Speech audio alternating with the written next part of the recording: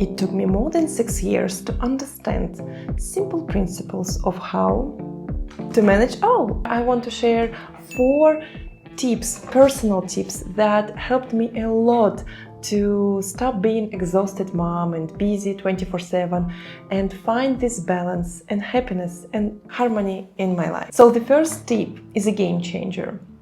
Do as many things you can with your children together. Since I start my day, I try to involve my children to every home chores I have, to every daily activities we have at home. For instance, when I do make a breakfast, I always call for help to my little son, because in fact he even get offended if I'm not calling him for help.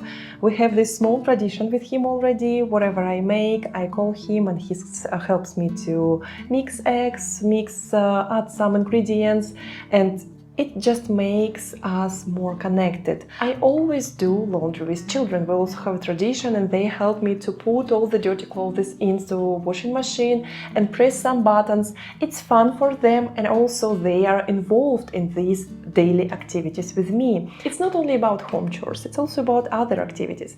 Many mommies, they are complaining about that they don't have time to do sport, to take care of themselves because they are always with children. You can make this time and do any activities with your children together.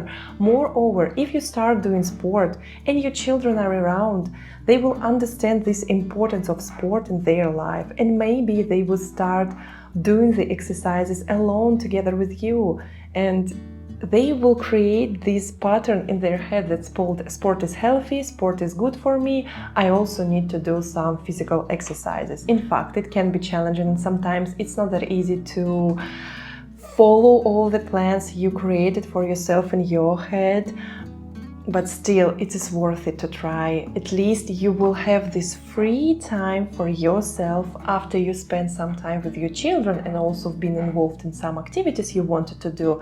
When your children will be busy with their games, you will have this frame of time where you need to be completely focused with your job, with your self-care or whatever you want to do, maybe even making videos like me. I absolutely love walking and I always take my children to walk with me and explore new places. We traveled a lot for the last 2 years and children, they are not an excuse not to go and visit some new places. In fact, they are even curious to see these places and I love sharing this experience with them. This kind of behavior will help you to make these family bonds stronger and this connection will make you and your family happier. But be ready that things will not go as you planned all the time. In fact, in 80% of cases, things will go wrong. And here comes my second tip.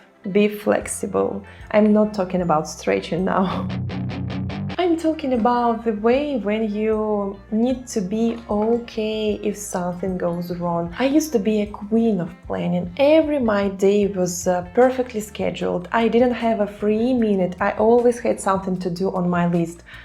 When you have small children, you've got to learn how to be okay and be flexible to change your plans, and this is absolutely fine. First years of my maternityhood, I was upset when something went wrong and I felt irritated if my children didn't want to do what I wanted them to do. So what I'm doing now is I'm trying to adjust our plans when I see that my children are not okay with what I'm built for the day. I know what they love, I know what I'm love, and I try to mix these both feelings and to make a perfect plan for all of us. And I love letting them to speak out loud what they would like to do, how they would like to spend the day, where they would like to go. And we just find this golden line for everyone and everyone is happy. But again, if something goes wrong, that's all right. Every time I get upset or get pissed off by something that my children do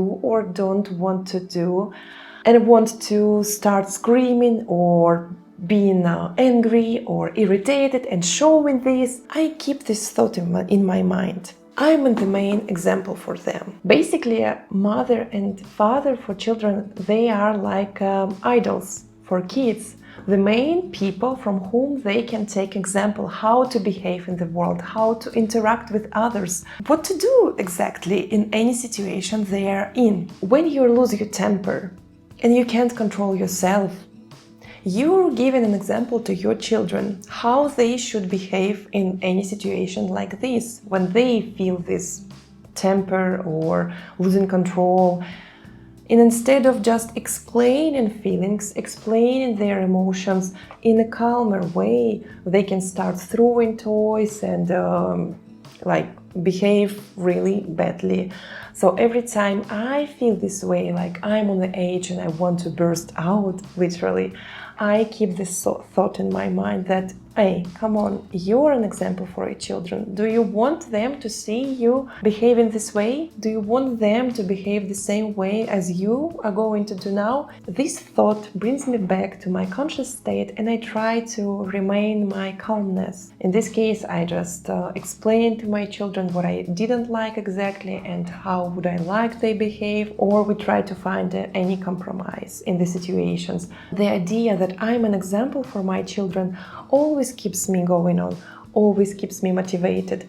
I just cannot stop doing what I'm doing, and I understand that I'm the main example. So if I want to make my children happy as an example for them, I just better to show them how to be happy by making myself happy. I've heard many times when people say that they can't start business because they have children and they are so busy and blah blah blah, instead of saying, damn, I have my children and I'm eager to start this business. I want to become happy and this business will help me to fulfill myself, to unleash my potential. So I will do this to show my children how to reach their goals, how to become better, how to fulfill and finding a purpose in life, and all this super cool stuff that we should learn our children. Just by own example, have a look at your life and see what you don't like about it. And get rid of it. Get rid of these parts you don't like. Get rid of job you don't like. Get rid of some activities you don't like. Try to replace them with something you like to do. By doing these simple steps, you will become better. You will become happier. More importantly, you will teach your children how to become happier, how to live a happy life. The last but not least, tip number 4, traditions. Traditions are like a secret sauce that binds families together. Whether it's a bedtime story or some morning routine, or maybe the way when you pick up your child from a kindergarten and you have one particular route when you go home, maybe you stay in a cafe and have some ice cream. And these little tiny things, it's traditions, it's small traditions that also help your family to become closer, to become more connected with each other. And when they become adults, they will look back at their childhood and recall all these warm and nice family events, all these traditions you had together. Even watching a movie every Saturday evening, that's a tradition, that's a lovely tradition that would unite your family together. What you need to do is just to figure out the best traditions for your family, what you would like to do all together. Maybe make a pizza together or just go have a picnic together outside. But here I would like to emphasize one more thing. When you have a tradition to do something, you can do it on autopilot. You just go downstairs and read these bedtime stories, or you just go and have an ice cream in this particular cafe. You don't need to create a new plan because you have already built some schedule and routine for you and for your child. Traditions, they are like a ready-made playbook for your leisure time, your activities. You have planned what to do by having some traditions. You have patterns of behavior you need to follow. Thus, you saving some your own energy for creating some new adventures in your life, maybe creating a business you like, getting your business ideas, or for creating new activities for your family or for yourself. So traditions, they are really, really helpful, not only for all the family bonds, but also for your level of energy. So let's recap a little bit. First is to do as many things as you can together with your children. Second is to be flexible. If something goes wrong, that's okay. Don't get pissed off if your plans didn't work. Third thing is keep the thought that you are an example for your children. Whatever happens in your life, you are an idol for them. Keep it in your mind and use it properly. And the third one is traditions. Traditions are important. So create traditions that are perfectly for your family, because every family is different, and if some traditions are perfect for me, doesn't mean that it will be perfect for you, and that's also all right. I'm curious, what would you add to those tips I listed? Maybe you have some own secret sauces that help you to manage all the things that are going on in your life. I'm curious to hear, so please let me know in the comments below, and thank you for watching this video. Be safe and sound. See ya.